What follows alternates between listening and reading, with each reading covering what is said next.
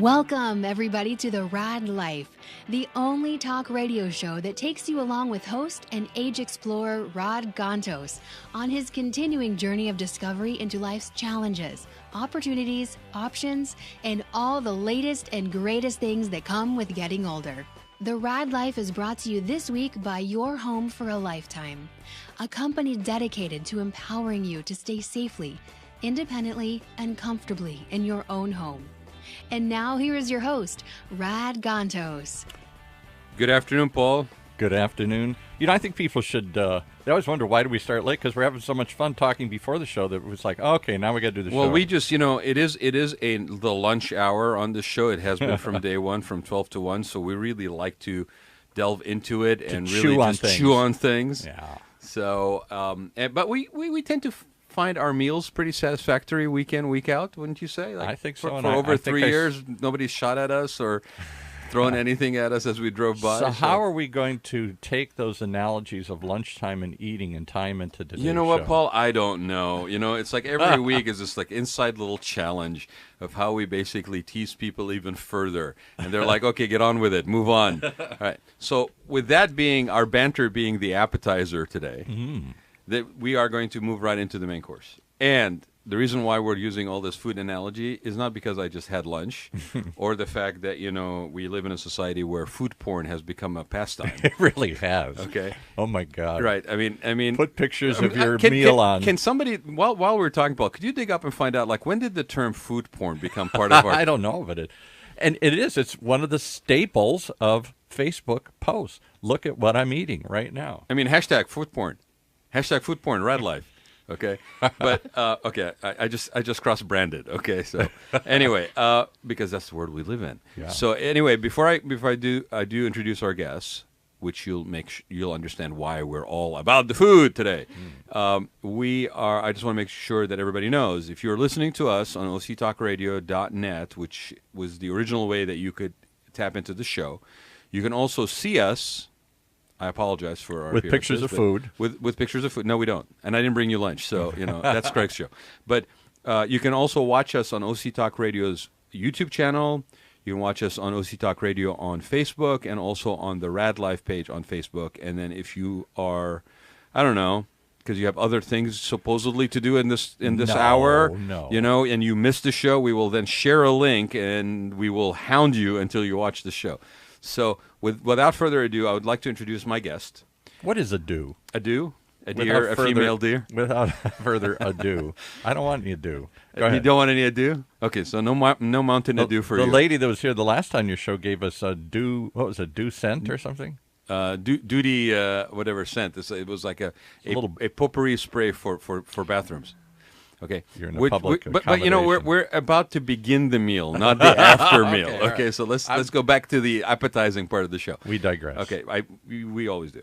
My guest today is a lady by the name of Mary Bowers that I had the pleasure of meeting accidentally, and I am always open to happy accidents and interacting with people. And I think so. Did you run into the back of her car? Or something? No, I didn't. That wasn't that kind of. It was a happy accident. Happy accident. Okay. Right, we actually met through a friend at the Center Club, plug for the Center Club here in Orange County, next to the Performing Arts Center. Great folks. And General Manager Shaheen there, call out for him. We will have him on one of our shows in the upcoming weeks.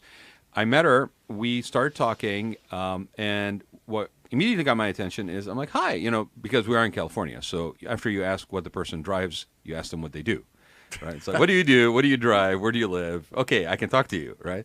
But you're part of my tribe. Basically, I don't think we even got to the what do you drive. I think it was like, whoa, hi, what do you do? And she goes, Mary, introduce yourself and tell people, what do you do? I'm a world-ranked competitive eater. What? What? And I was just thinking. I was looking for that authentic response. That's why I didn't tell him what. When I was a kid, there used to be, what's my line? Go Google it. And it was a show where somebody would come in and celebrities would try and guess what they do. And I don't know why I was thinking of that this morning. She came in because I did not know what you did. And I'm thinking, I wonder what she does. I wonder what this goes. I knew the tagline had something to do with food. You're a professionally. So do you go to these eating competitions? So hold on. Who's the kid? Joey, somebody that eats all the hot dogs? Slow your roll. Okay. All right. So Mary is a competitive ranked no less, world-class eater. And what do you eat? And you woke up one morning and said, I'm going to be that. No, I woke up one morning and thought I'm going to paint a garden gnome. I had no garden. I had a small patio at my apartment. Okay. And so I thought, what am I going to do with a gnome? That's stupid. But by about noon, I couldn't shake the feeling. So I was on my way to one of those paint your own pottery places. And I thought, okay, well, we'll just box it up, send it to Mom. She'll be happy. And on the way there, I passed a deli. There was a sign that said hot dog eating contest. I went in thinking they'd hand me a flyer saying come watch, and they handed me an entry form for the very last And spot. a bib and said go. And when was this? This was 2011, so I've been at this about 7 years. And See, locally? I know something where about was this. Hold on a second. All right. Paul. Where was this? It was right here in Orange County. Ah, okay. A career is born in Orange Career County. is born. Little did I know that Takiro Kobayashi was the headliner for the finals. Yeah, right. Because So- Kobayashi and who's the other kid? Joey somebody? Joey Chestnut. Joey And for those who don't Chestnut. know that are listening, Yes. They're the world champ hot dog eaters, right? So Kobayashi was coming out of Major League Eating right around the same time that I went in. So Major I am League one of Eating. the very few remaining eaters who have eaten with both Major League Eating and Kobayashi.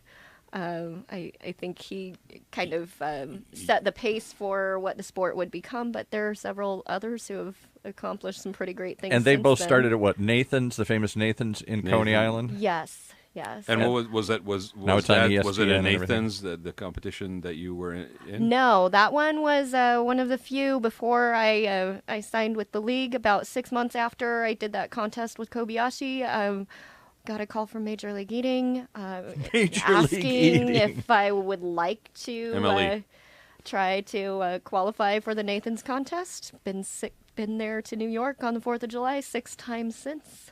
Did you ever go? That's pretty amazing. The reason I know this, a friend of mine used to own a place called the Derby in Mission Viejo, and he brought out, it was either Kobayashi or Joey, for their hot dog eating that was competition. the one. That was definitely Kobayashi. Yeah, right. So that was 2011.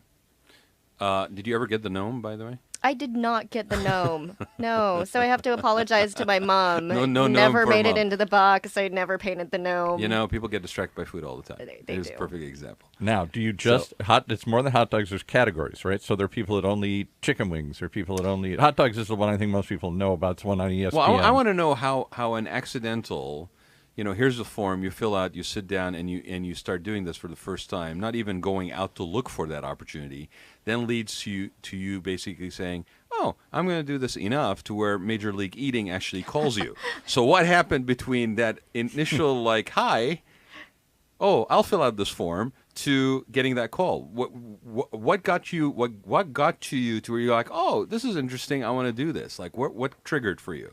So on the surface, it looks like just an on-the-whim sort of decision, but I had this whole rational assessment going into that first contest of, one, I haven't had dinner yet, so my dinner will That's at really the good very motivation. least be Yeah. free.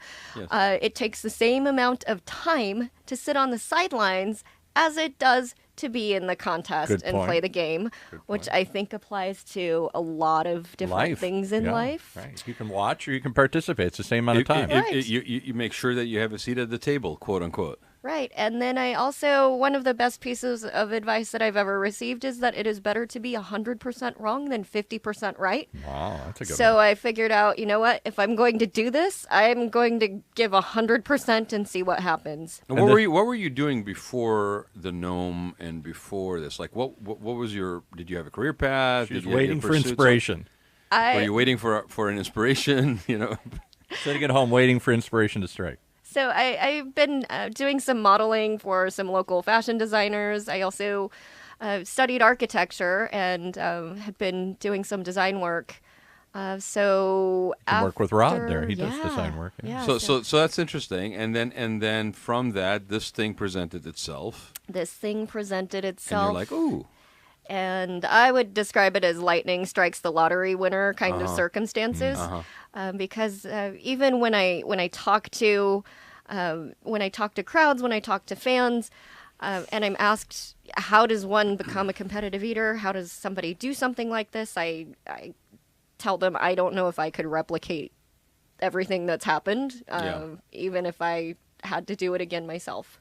So just the sequence of events. I still go back to my other question. So how many different categories of professional eaters are there? Hot dog. Nathan started this thing. It's now on ESPN. It's got nationwide, worldwide attention, particularly when this kid Kobayashi came over from Japan and stunned everybody, this little skinny kid, and jammed, I don't know how many hot dogs in his mouth in so many minutes. But now it's gone to other foods, right? Yeah, so there's different categories of foods, but typically if you're a ranked eater, you're competing in several categories. You're probably not just sticking to one type of food. So there's anything that's deep fried and probably not the healthiest for you. We'll have a contest for that. We just did a taco eating contest last week. I cleared out 14 tacos in 8 minutes. Wow. So what other kinds of foods do they compete on? Give me a handful of them. So there's chicken wings, ice cream, donuts. Donuts were kind of a killer. Let's see. Coming up, there's poutine in Canada next weekend. I don't even know what poutine is. Poutine is delicious food, and I can see why it's Canadian, because it's like cold weather, post-game kind of food. So it's fries covered with gravy and cheese curds, and it's delicious. Okay. And restaurants hold these, people hold these around, and there's prizes, and people make money at this, right? That's right. So typically with a Major League Eating event, it is not usually a restaurant at this point. If it is, it tends to be a large franchise. Just because of the scale of the events. Although there are still a few smaller And how big restaurants for those people who are not familiar? The events right now, you brought up the Nathan's Famous contest on the 4th of July. There's about 40,000 people in the live audience. Typically, broadcast brings in around 7 million people. And they only track the first broadcast of the live And how much event. does the winner get? How much does the winner get? What's the person something? They typically air that several times during the day, but the winner for that contest wins $10,000 for 10 minutes of hot dog eating. Wow. Wow. How many hot dogs can you eat in 10 minutes? Okay. Well, and okay, so that's 4th of July. Totally makes sense with the hot dogs. How often are these events, and are they spread out over the course of the year? I mean, is there a circuit, basically? Yeah, right. There is a circuit. So the season runs kind of in line with baseball. So we start up in the spring around March and run through early November. There's a few exhibition events kind of December, January, but typically our peak season is the summertime when people are out at food fairs, festivals, ball games. And what's your best game? What's the one that you excel at? What do you eat more of than anybody else? What's your food group? I love sweets. I typically don't eat a lot of sweets outside of contests, so I tend to excel in contest when I get the chance to let loose and eat all the sugar Donuts, I want. ice cream, that kind of stuff. Donuts, ice cream sandwiches, cake. And how many would you eat in a? These are all like a 10-minute session, or they vary into time? Most contests are 10 minutes with the donuts and with the ice cream sandwiches. Those are both short form contests. So 15 ice cream sandwiches in 6 minutes. Wow. Those, Oh my God. Wow.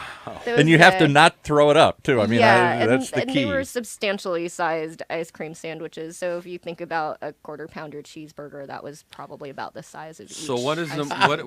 what is the most challenging? What's the hardest one to compete in? Well, or most challenging thing about what you do?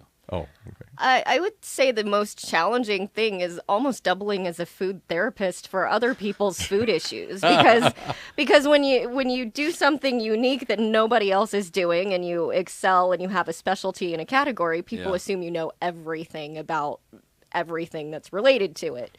So I hear the full spectrum of different food obsessions and extreme diets, and Funny how people are. It's pretty amazing. Can I ask you another question? They'll tell you anything. They Right? will tell you. Can I ask you another question? anything. Because this one I've heard a lot of. When I did meet, it was Kobayashi, the one I met at the Derby hot dog eating contest, and they had, I don't know, 500 people show up. It was a big deal, and they had to pay him actually to come in. They had to cover his expenses or something. He wouldn't just show up. And Kobayashi's pretty small. you assume these would all be sumo wrestler types that could have giant stomachs that could eat more than I could, but that's not the key to this, as I understand. Well, and I don't want to give it away yet because I want to find out, because you said you start paralleling baseball, and so as is the case in sports, there's training for sports. Yeah. And I was looking at your information, and you said this is just the same, that you actually have to prepare for it. Right? Right. So why don't you talk about that a little bit, Mary? So it's no different than any other sport. You don't just wake up one day and decide I'm going to go and eat 74 hot dogs. Although you did. How did you do, by the way, on that first That one? is, so the first contest I came in dead last. I ate, I think, 8 hot dogs in 12 minutes, which is terrible. But, coming in dead last and still thinking, lightning strikes. That's pretty cool. But I was also the only female on the stage. So I think that was also part of what has kept me going in the sport, because I did have some people pull me aside after that contest and make comments about, they wanted their daughters to watch somebody who was willing to go up and be different. And not order salad all the time. Right. Yeah. And how diverse is the circuit or the league relevant to men and women?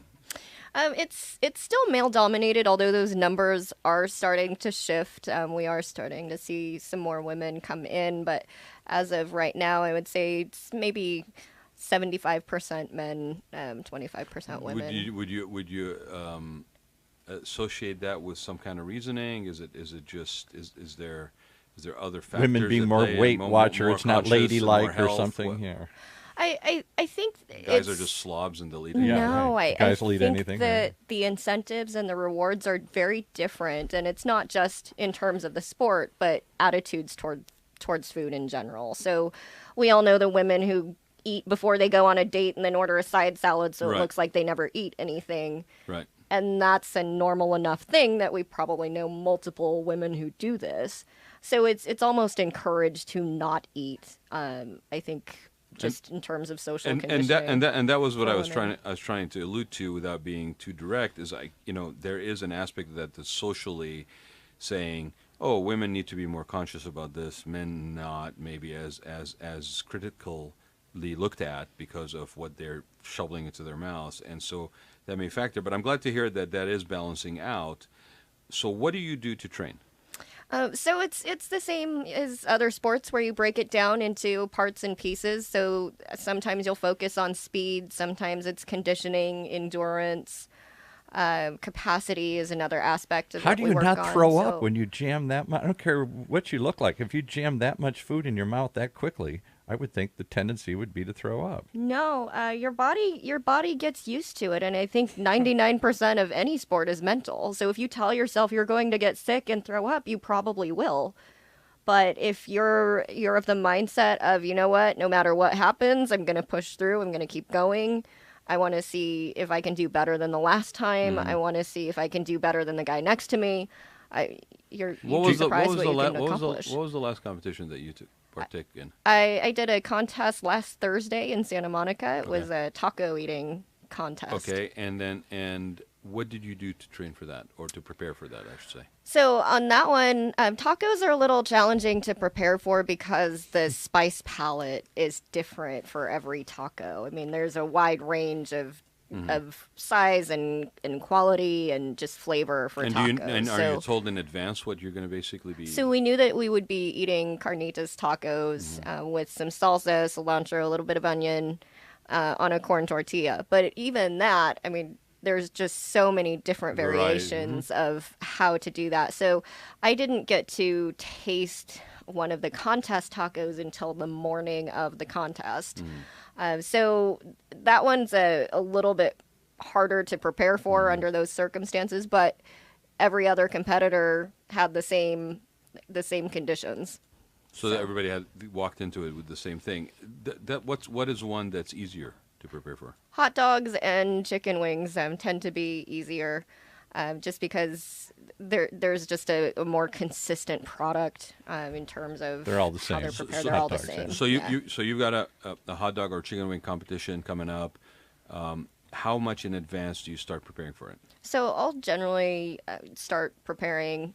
I mean, you don't really ever stop your conditioning, but Yeah. I'll It's like an really athlete. yeah, Yeah. I'll really start focusing and actively preparing starting in January for the contest. So in do you July. literally go home and time? starting in January for a contest in July? Right. Do you literally start timing yourself, and how often do you jam hot dogs and see how many you can Are there swallow? No. are there competitive food gyms? I mean, No, so like I was saying, it's definitely not what people think it is. There is something called the belt of fat theory, okay. and that is that fat cells and muscle are different types of cells. So if you have excess fat around your midsection, your stomach is actually constricted. Yeah. So you can't expand as much to hold the food that you need to, which is why most competitive eaters are pretty lean. And I would say that assuming that they're large They're is maximizing probably their capacity. yeah, expecting to see some huge person makes walk perfect sense. out So I'm saying, is yeah, one it's of the the opposite. biggest You think if people are going to misconceptions. eat that much, they must be huge, and they're not. You're saying No. because the fat around, if you really are huge, that fat is restricting your stomach And from are you expanding. Right, doing so- this as individual training? Is this a where you have a training partner, somebody to spot you? I mean, I don't know. So how So variety of all yeah. of that? So it's a combination of all of it. Obviously, every person has to take the initiative on themselves to get better at the game. But we all talk to each other outside of the contests and kind of give each other tips and pointers. Do you try and psych each other So- out? And Not until just before the contest. Overall, I would say competitive eaters are pretty supportive bunch. you're not putting a little spice in the other guy's hot dog to make him choke? or No, something? no, because to be the best, you have to compete with the best. Okay, So by elevating Yeah. the standards for the game gosh. for your You co-competitors, guys are talking about it this like pushes this is all really of us to be baseball or better. something here. Yes, This it's is- it's competitive sport. It's a competitive It sport. is. Yeah. Can I just get a rough idea of what you don't have to tell me what you make, but what does somebody on the circuit make? What kind of life can you live? Is this your full-time life that you live off So of? as of right now, this is my full-time life, which is kind of a Crazy. crazy, weird place to be. But but the range of what people earn is pretty large. Give Because me just some ballpark ideas. I mean, it I'm can- not talking about the top two, but just Yeah, as it an can average range- competitor, if I want to go into this, what could I expect to make if I I'm think good? the average competitor who's like middle of the rankings is probably pulling in around $30,000 to $40,000 a year. And if you're top of the tier, what do you make? Top of the tier is pretty limitless in terms of what the earnings can be. Well, because you but get endorsements, yeah, you got appearances, you got. I mean, can you make $1 cross-marketing. million being a hot dog eater? Yes. Yeah. You can make $1 million. Yeah, I Eating wouldn't hot say dogs. just eating hot dogs. I mean, there's a lot of other You gotta work that goes into it. It's just like Raad was saying. It's the endorsements, it's the product Yeah. development, it's the social media placements. It's a whole bunch of So other the hot dog stuff company that hires you goes to endorse with their it. hot So, dogs then or something? it's not just the hot dogs. I mean, there's The ice there's cream, a the wide wings. wide range. Oh yeah, I of mean, things. think about all the budgets that go into marketing behind these products. I mean, if you're not, if you you eat your feelings, my you God. eat when you're happy, you eat when you're sad. Society tells you to basically just shovel stuff in there because it'll make you feel good, regardless what your emotional condition Right. is, right? And you're basically being told that all the time in different manners. So if somebody is basically quote unquote think about the old story about the guy from Subway, right? yeah. I don't know if that's the best example. Well, but- but my Given point how is it that- turned is out, there's yeah, no, always but- there tends to be if you But in can the humanize beginning- the story, Yeah. there's a component now that basically takes on more. Oh, I can relate. Right? In the beginning, Jared Right. was a very And that's sympathetic where- figure, and it was much later we found out he was a creep. Well, but, the only reason I brought it up is because even in that there's controversy. Yeah, No. but I would say that as far as They the didn't want to be. marketing and the branding goes, there's Just like sports figures. There's no better, there's no other product that's marketed All right, as well. So I got to ask you as the this: so do you hot have dog. fans? Do you have people who follow you? People who want to date you just so they could date like a famous Yeah. athlete? What is here? what is the No. what is the life not on the I circuit? mean, for are they? somebody? Do you have stalkers? Do you have fans? Do you have have- people writing you love letters and saying how much they admire you? There's a side of and- you that's coming out. I'm really not Well, comfortable yeah, with. because if you're an athlete, if you're a celebrity, then I would think you would attract fans, and some of those fans can be a little deranged. You know what, though? One of my co-competitors made the comment that creeps have money, too. So as long as they're willing to buy your stuff, I mean, and they're not showing up at your house, the money spends the same. So have you ever gotten fan mail, or do you have people come up to follow you from event to event? Well, and maybe well, after you answer that, maybe we can switch into the eat and be merry and that whole that's right. digital. So tell us about your fans. Do you have fans? Do they follow you? Do they write you? Tell us some funny or sad or creepy stories. I do have fans, and they run the whole spectrum. Thankfully, most of them are pretty cool. There's only been a couple of creepers in the bunch, and I'm glad that they don't pop up very often. So I've been really, really fortunate. Everybody's been really encouraging, and most of my fans are younger. I get a lot of children and young parents who follow me around. So. And what do they do? Do they show up at your event and hold up a sign saying "Go Mary," or do they just? They do. Yeah, they do. And sometimes I'll even get email in from fans just saying, "I saw you in this event. I really admired what you did.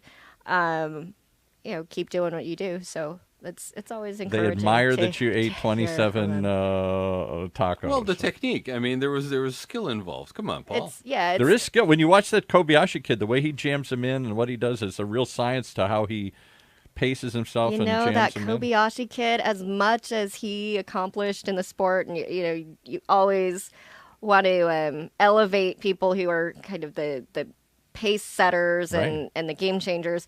There are, I would say, half a dozen people at least now who would be able to cleanly beat his best record. Plate. Oh, Clean see, did you plate. pick up on that competitive streak right there? Yeah, that's good. So, because he really, just so people know, again, I don't only because I had this friend and we put on some competitions at the Derby that I have to learn about this and how big it is and how crazy it is. Kobayashi, when he came into the sport, I want to say maybe it didn't double it, but he ate substantially more hot dogs than anybody had ever eaten. So what is the current situation in the sport? Who are the leaders in the sport? And what's the record? Give us some numbers. Because you're like friggin', like nostalgia over there, right? I know. All you want to do is pull out the old scrapbooks. He changed the sport when he came into it. Okay, we're moving on. Yeah, okay. So Joey Jaws Chestnut has dominated the sport for over the last decade.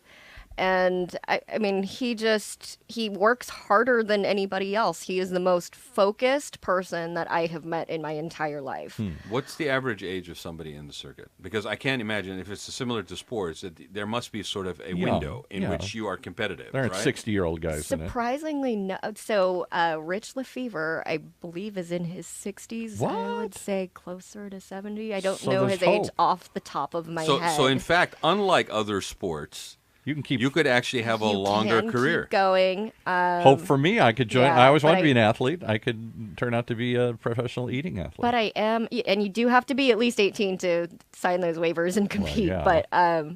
But some of the younger people coming in are really, really on top of the game right out of the gate. What's the youngest that you know that's involved? Youngest I know right now is 19 years old.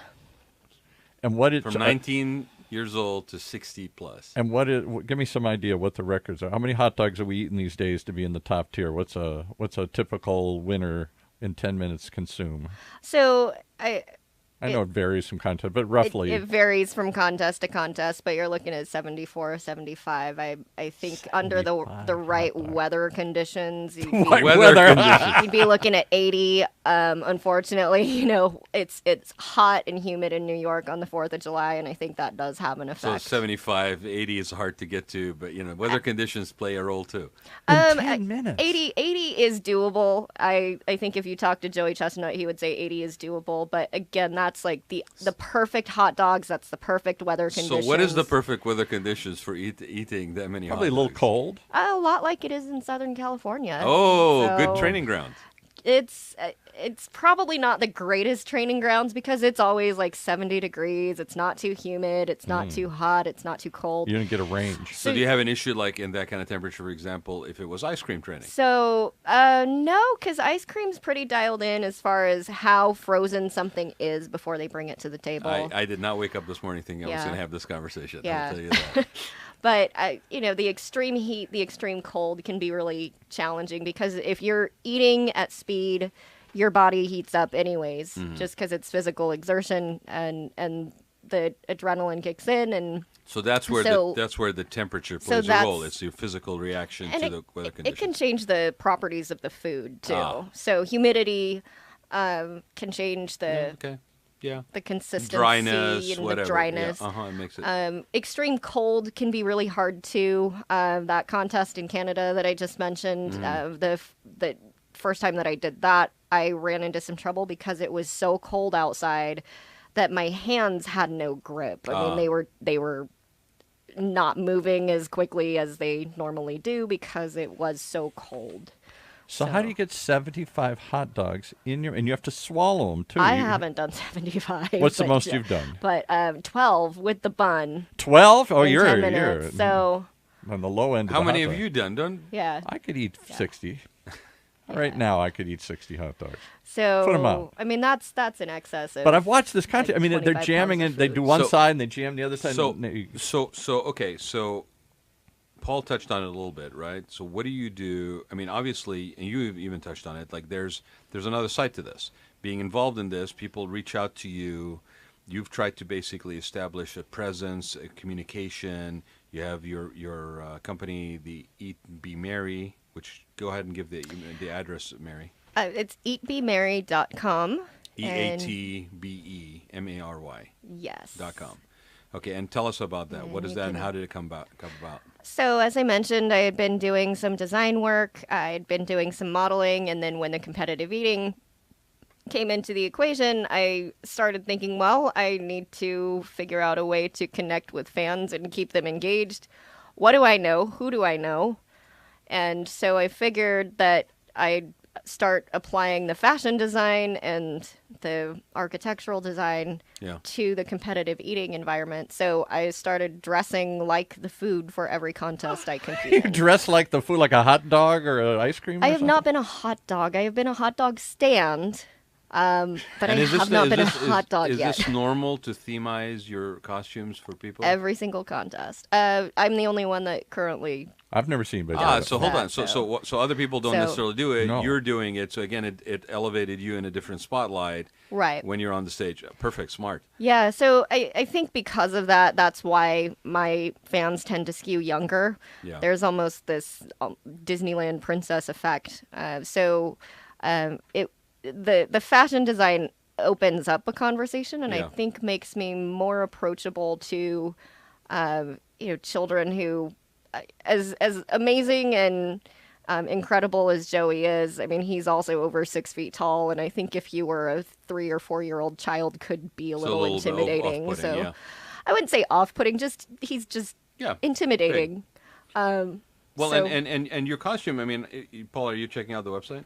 Is that what you're doing? Okay. For anybody who is in front of the computer, go check it out. Your stuff is actually very nice. I mean, it's really well done. And it does. I can see where you would say it has sort of a Disney-esque. I'm not pulling it up. What's the website again? EatBeMerry.com. Oh, and Mary, you can M-A-R-Y. also follow me on social media at EatBeMerry. So Facebook, Instagram. So they're good. They're really nice costumes. I mean, I was like impressed. It was like, because I just did an OC Fashion Week, and I'm thinking, this is actually pretty cool. There's some nice skill in the actual costuming, and then we're coming up on Halloween, and I'm thinking, these are really, really good. So do you have any of your fans that are basically like, where can I get this from? Yeah, Does so it I open do take another on, door kind of for so custom it has work? opened the door for custom work. So that's been a really great opportunity. I mean, Major League Eating has opened so many opportunities and so many doors for me in ways that are not So let me follow necessarily up on that. directly connected I'm to trying to look at your competitive hand. I eating. don't see a wedding ring on it, so I'm assuming that you're single. And how has this affected your dating social life? Are you so busy I can't date? Are you dating within the community because that's who you're hanging out with? Or do you have a partner outside? Do you bring your work home with you? Yeah, and your So- partner says, "Hey, wow, this is great." I do bring work home with me, so that can be interesting. But I've found that it has affected my dating life, but in not the way that I would like it to go. It's more like guys hear it and they think it's cool. Oh, you do these contests. That's amazing. That's awesome. And then I get invited to go hiking. I get invited to go biking. I get invited to go like bowling, maybe coffee if I'm lucky. Not dinner. So there's an Not dinner. Because they think you're going to eat the. What, do you think there's I'm an gonna intimidation factor? I think You're going to run the bill up. They think I'm going to run up the bill. Yeah. You're going to burn through my weekly allotment here. Yeah. Oh my God, I'm taking her to dinner. I mean, you know, That's crazy, guys yeah. pride themselves on certain things. One of them is basically eating heartily, and I think, you know, if somebody's sitting across the table from you and you are not comfortable in your own eating habits, would you feel intimidated because the person across the table is going to eat you literally under the table? Well, I think like the gold standard for dinner too is the steak and lobster dinner. Yeah. Right. And the world record in lobsters, I think, is like 54 million Oh my lobsters goodness! in 12 minutes. You'd break the bank on Very that one. appropriate statistics in October in California, since it is lobster season. Yeah, set by 50 Sonia Thomas. So 50 female- lobsters. What? So you A think of woman like said the lobster. 54. And if you think about, you know, a lobster dinner goes for what, $50 a piece? Yeah. That's a Extrapolate lot. that out. So I That's a do very not affluent get- competition. A lot of I dough. don't get invited to dinner. That's funny. So go back to And what do you- some of the other stuff that's from your website and from interacting with people that you have felt has been fulfilling, like Fulfilling yes, again. in an unexpected way. Let me finish it, okay? Fulfilling in an unexpected way, like where you maybe interacted with somebody and you felt that, you know, they were dealing with something, a crisis, and you were able to be there. Was that aspect of it also part of what the experience has been for you? Yeah, and I think that's the one thing that I just was not ever prepared for. And even though I've been doing this for several years now, whenever a fan approaches with a really heartfelt story, it's not something that I feel I'll ever adequately be prepared to Deal with? address, because, you know, life is just so different for everybody. And I think the thing that they're really looking for is just a human connection that's genuine and real. And so I take it as a huge compliment that people have been so willing to share their lives. But I think one of the best examples was probably one of my worst moments in the sport. So I went into a competition. I was projected to win. I didn't win. I lost. I lost badly. So I went back to my hotel feeling sorry for myself. I was sitting at the hotel bar, and there was a woman who walked in with her husband. She started jumping up and down, almost crying, and she's screaming, "You're her, you're her, you're her." And I was thinking, I'm not the her you're thinking of, I'm pretty sure.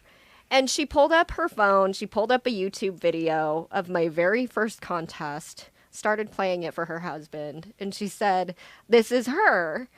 And I said, "Oh, yeah, I guess I am her." And she looked at me and she said, "This is what I watched. You were terrible in that contest." And she's pointing at the video and she's like, "You were terrible. You were awful. You came in last." I'm like, "Lady, this is really not not the the right time." conversation I Yeah, need thanks. right at this moment. Right. And she said, "This is what I watch. This is my thing. I always watch this whenever I feel like I can't keep going." Oh. Because she said, "You looked like you were having an amazing time and you did not give up. You didn't quit." So I think that was probably one of the most humbling moments. As the website says, Well, it got you out of your mind, right? Because it got me out of my head, but I Right. think it also really allowed me to understand that, yeah, it's really great to do well, and it's wonderful to have fans to be excited when you do well. But it's also very human to have moments when you don't do well. And there's always somebody, no matter how successful you are, or if you're just having a really, really hard time, there's always somebody who can relate to that experience. as the website says, it just gets butter. Life is what you bake of it. And that's the website. You finally found the website. Found the website. And give It's people very, give people very clever, very cute. You really should check it out. It's very cute sayings stuff. Give people the domain again. It is eat, EATBBE, Mary, eatbemary.com, M-A-R-Y, eatbemary.com. And she's got on here events she's coming up. She's got some very clever pictures of her.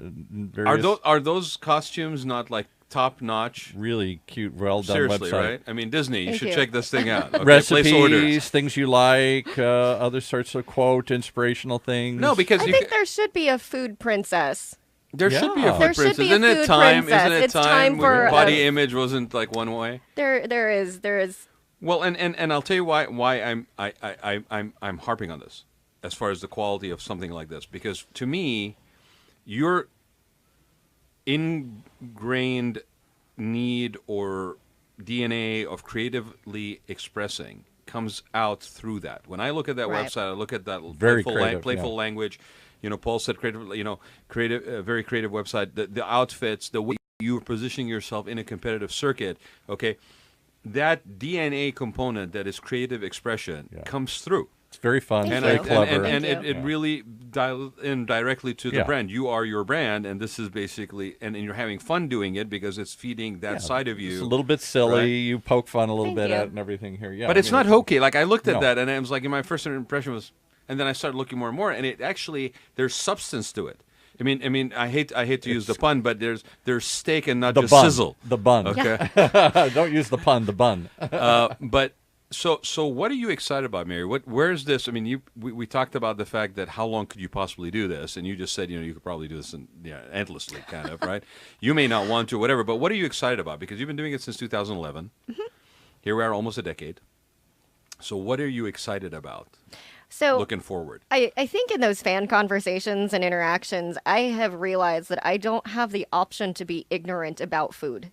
I don't have the option to be ignorant about the different range of, or the full range So you're of talking about opinions like nutritional, all the other aspects of it too? So or- it's not just nutrition or body image, health and fitness, like most people associate food with. It's also food production. It's where food is sourced. It's how we make recipes. How do She we has create recipes stuff? on Where here. do we go grocery shopping? What's the experience when we go grocery shopping?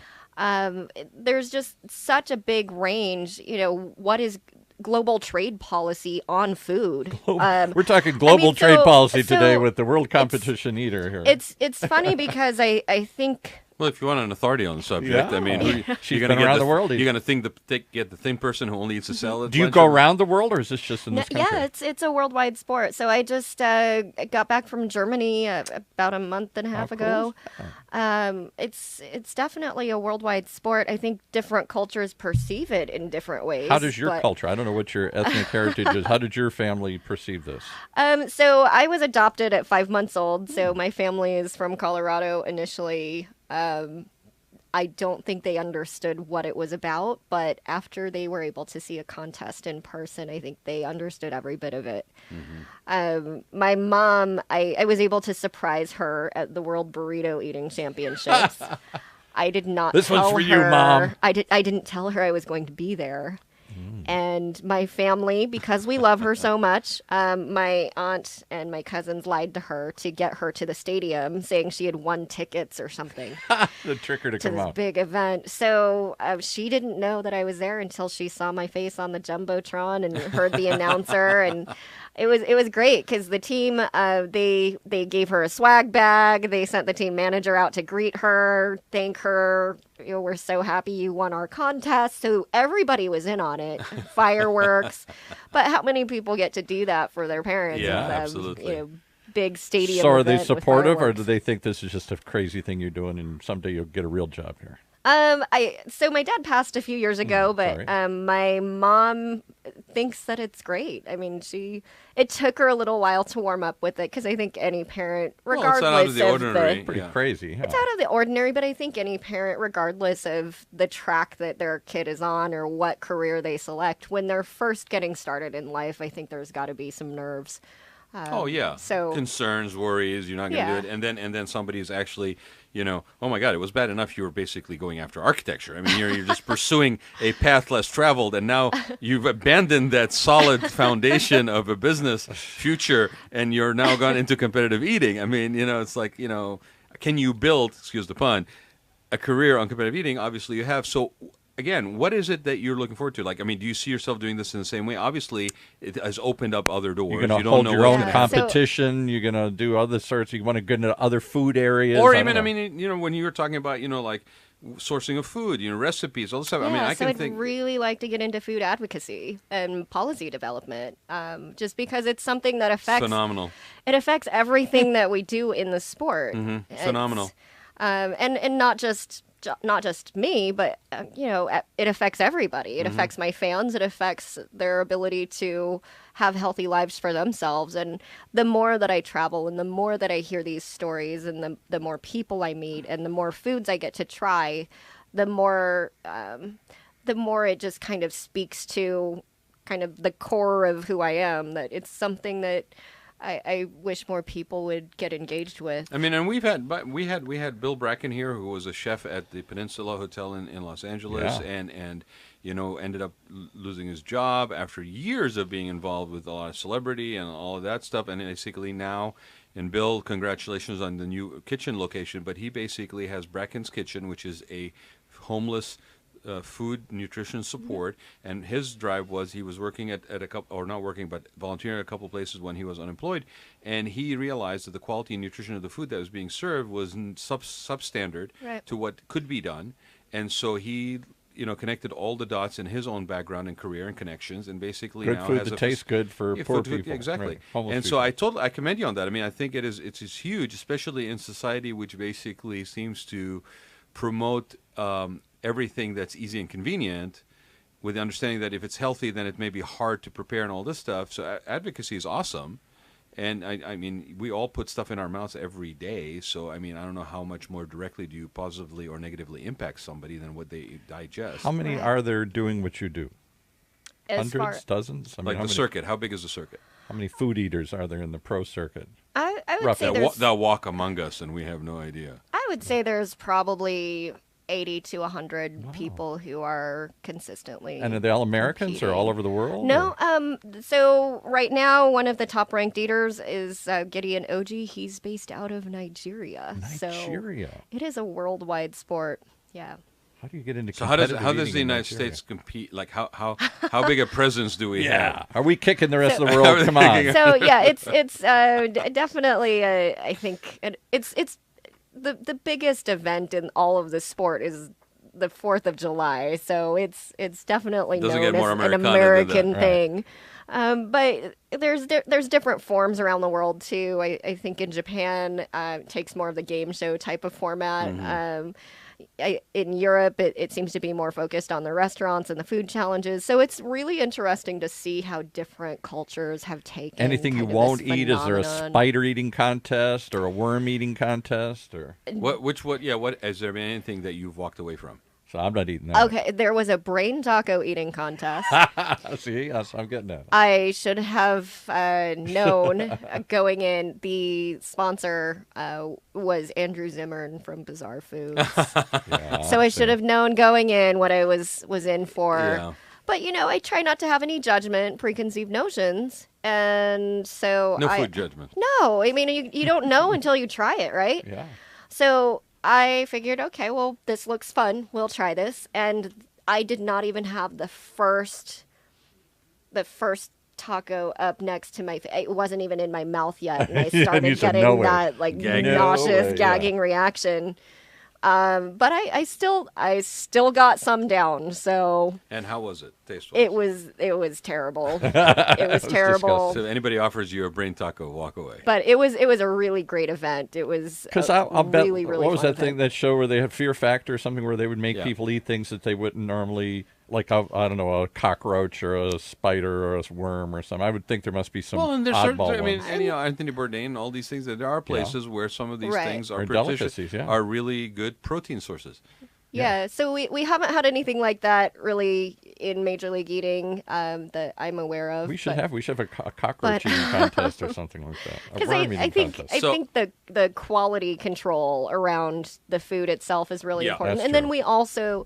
I think the league itself, and I'm sure the chairman would have his own take on it. I think they want to make sure that it really is respected as a sport and not as this kind of sideshow. Where's the league based out of? So based out of New York. Okay. and they're just a really great organizing body. They set all the rules and regulations, and they make sure that we're safe too. So every contest, we have EMTs present, ready to respond in case anybody. How long gets has into any trouble. the league been around? You know what? I'm not quite sure off the top of Roughly. my head, but I would say as a sport, competitive eating's less than 20 years old. Oh, So wow, so it's it's still relatively very new. much in its infancy. And I hadn't thought about it, but there are accidents. People must choke or other sorts of things. Typically with the professionals, choking's not a regular thing, but it is always a possibility. And We're almost Yep, out of we're time. out- So right there. so I'm going to ask the foodie fashionista here, which is one of the labels that she has on. I really encourage everybody. The foodie fastanista. Fashionista. Because Okay. she eats fastanista. Is Yes. that how it's spelled? That's just Okay. my. She can how add that how to her is it? website. What is the proper title? Oh, and so I have this whole introduction that the MCs have given me. So, she's the Chanel Le Bechamel, the Louis Vuitton of croutons, Hermes of canapes, and on and on and on. I like So it. Actually, we should have introduced her like that at the end of the show. Ladies and gentlemen. Exactly. So what was the saddest moment for you, Sad. We're gonna and end what on a is the sad note? happiest moment for you? I think the saddest moment for me probably was in a meet and greet, and I had a young girl approach me, and she asked me if I made myself sick to stay pretty. Oh wow. And she was so young. The first thought I had was, how old are you? That you And would then the have that. second thought was, where would you get an idea like this? Yeah. And so to How would me, you even know that exists? That some people throw up to try and keep their weight down. I in the moment, I told her, food is something that makes me really happy. It makes me strong so I can do all the things that I love to do. What makes you happy? What are the games you like to play? And we started this conversation. So I'm hoping that moment mattered to her. Changed And her hopefully gave her at least a perspective that was different than what she had been hearing of, food can be really fun. It's something that can make you happy and give you, it can be empowering for what you want because to a do. lot of people do have that sort of internal struggle where it's Food a hate shame. relationship. Yeah, where they Food shame. I would Yeah, think but particularly I think- girls. Yeah. But I think that was probably the saddest moment because it was that initial reaction of how do you know this and who's telling you these things? Or are you just picking up on these things in society at large? But in either case, it's a sad reaction to Right. to somebody who's that young, basically having that predisposition. Right, but the Food's supposed to be fun, not negative, Yeah. and there's so much around it, particularly. And thank in you our for society. sharing that because I Yeah. think it's important. You're like, oh, sad moment. Yes, I think we need to talk about yeah, everything. but I think What's the happiest? The happiest moment I think is also on the flip side of that is knowing that in that same moment we were able to have this conversation about, okay, how can we think about this differently? So that you could be empowering. that food can be empowering, that food can be fun, it can be an adventure, and so it's kind of there's two sides to the same coin, and so Bitter and sweet. yeah, so I'm not okay with just sitting in sadness. I think it's something that should be acknowledged. It's something we need to address just at large, but I'm not satisfied just What sitting there with percentage that, of so. professional leaders are women? Would you say? Just give me a rough. I'd say idea. like 25% at this point. So maybe a quarter. That's Okay.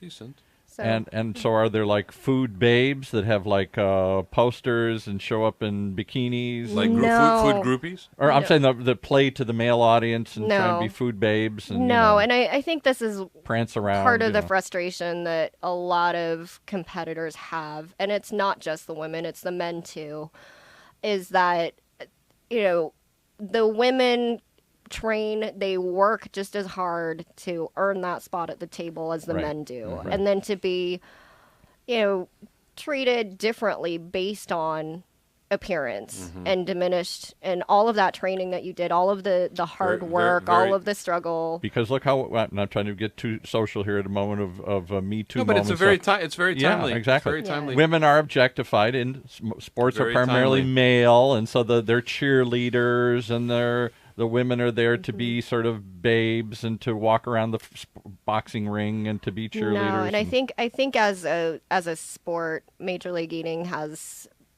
fairly well, like they've done a pretty good job of rejecting that idea. I think women, some of the trailblazers, Carlene Lefevre, Zonia Thomas, were some of the first women in the sport, and they were there wearing the same sponsor T-shirt as all of the men, oftentimes beating the men. And I really I admire their ability to kind of blaze that trail for the rest of us. Well, on that note, and I thank you, because that is really timely. I mean, we're dealing with that on every level where there is inequality. And I could see where, including if you're playing to a young male audience, you could have a lot of women thinking, well, okay, I'm going to show up and I'm going to walk around in a bikini, and that's how I'm going to get on the stage. No, and I, like I said, I think that Major League Eating has done a really great job of setting the standard for equality. I mean, it's one of the very few sports that exists where men and women are paid equally. You're paid based on what you eat at that table. Men and women are in the same field together. And there's probably no physical limitation. I mean, obviously, a male tennis player can hit the ball harder than a female tennis player can, or baseball. Again, generalizations, Paul. I mean, I think this is the basic problem, is that we look at these things and we look for reasons to basically differentiate, right, rather than basically just evaluate everybody regardless of gender, ethnicity, whatever you want to basically use as a differentiator, looking at their capabilities, on their merit, on the excellence that they bring, and you know, hard work is hard work, persistence is persistence. I'm just saying, there's some sports that men and women, because men can get bigger and whatever, can compete in a different level, and it's hard to have equal competitions. But this is one there is no. You're perpetuating an underlying problem. You can use that same rationale to justify inequality of behavior based on sensitivity when it comes to military, when it comes to being of service in one way or the other. I think the basic problem is that we even allow ourselves to go down that path. Evaluate people based on their merit, on their excellence, and what they bring to the table. Excuse the pun, right? You know, we keep going back. Yeah, to that. Chew on that for a change, right? Instead of basically starting off with a predisposed biasness of narrative. That's saying that women can't compete on an equal basis on certain levels. And what I love about competitive eating is that it's always been that way. Congratulations. The men and women have always competed at the same table, and I do kind of wonder about other sports. I mean, if you took the top men and the top women, and mixed everybody up, I wonder what the result would be. And I do think there are some sports where maybe there is a difference in physical barrier, right? I wouldn't say a barrier, but I mean, if you're watching UFC, like, I think the men and the women just fight differently. Like, if you watch the men fight, I mean, it's usually, you know, more grappling. It's a higher up type of fight. But if you watch the women fight, they use a lot of leg work. Yeah. And so it's just different. It's not a barrier. It's Have you ever watched a woman style. wail on a guy? Okay, I mean, seriously, okay? I mean, every night at my house. Every night at my house. So, you know, if you're interested in competitive eating, ladies and gentlemen, check out Mary's website at Eat Be Mary, Mary. If you're interested in, you know, seeing a woman wail on a guy, then, you know, check out Paul's. Just stand outside my house most nights. Yeah. And don't call the police, because he's doing it for sport, right? That's right. But no, I mean, seriously, okay, this is very timely. I know that we when you first probably tuned in, you're thinking of equality. This is what is going on the Rad Life today, right? This wasn't a social we statement. We tell you from the very beginning, we warn you, there's a disclaimer, right? It's like, you know, there's a label on the station and on the show that says, this is a journey, and we don't know where it's going to go, and we basically are better off, all of us, for taking a journey together like we just did with Mary. And you probably know things about competitive eating and the fact, did you even know there was such a thing as Major League Eating, right? I mean, probably not, right? Or that it was a 20-year-old sport. I mean, that's new. You know, if you're interested, check it out, because I think there's room probably. Why isn't it in the sports page? Why don't we have the rankings? It is in the sports page. It is in the sports page. You've been missing You're it. reading the long There's paper. a reason that it is on ESPN every year. Okay. So I'm going to check the rankings. So I appreciate you being here, Mary. Thank you very much. You know, societally, historically, a lot of stuff happens around food. A lot of stuff happens around people sharing food. and it's sort of a leveling of a playing field in a way. So whether it is hot dogs or 5-star cuisine, and I honestly, personally, and people have heard me say this over and over to the point where they're probably sick of me saying it, but if you can't appreciate a high-end, perfect steak on one end and within 24 hours be eating a hot dog from a New York stand that basically is perfectly done, or know the difference between one from New York and one from Chicago, you are missing something in life. Okay, so you could be hoity-toity, stuck-up nose on one side, and you're not ever going to buy that thing from the vendor on the street in New York City, or that corn that's from some guy in Santa Ana, basically, in winter, or chestnuts or whatever. Food is an experience, and it is part of how we express ourselves as human beings. So embrace it. And body image and all that stuff, what do you care what other people think? So thanks for being here, Mary. I appreciate you being here. It's a pleasure. How do people get hold of you? To the website? There's all my contact booking information. You can find contact information for Major League Eating as well. Personal on my appearances. website, You make so personal appearances, and I do. come to my party, and we'll all watch you eat or something. I would also urge you guys to connect with Mary, because this lady is a really, really got it perfectly. Like, she's interacting with so many people. We got engaged in some conversations that were about millennials and Gen Zs and stuff like that. She's got literally a front seat to that table by the people that are coming in and basically interacting with her. She really is, excuse the pun, a smart cookie. And Everybody eats. And everybody eats. So thank you for feeding our soul and feeding the airwaves with us today. Everybody, thanks for joining us. You can reach us at the Raad Life on Facebook. You can contact me at raad.ghantos@gmail.com. If you have any questions for Mary, reach out to her directly or through us. We're more than happy to connect you. Wow, this was a really fulfilling show.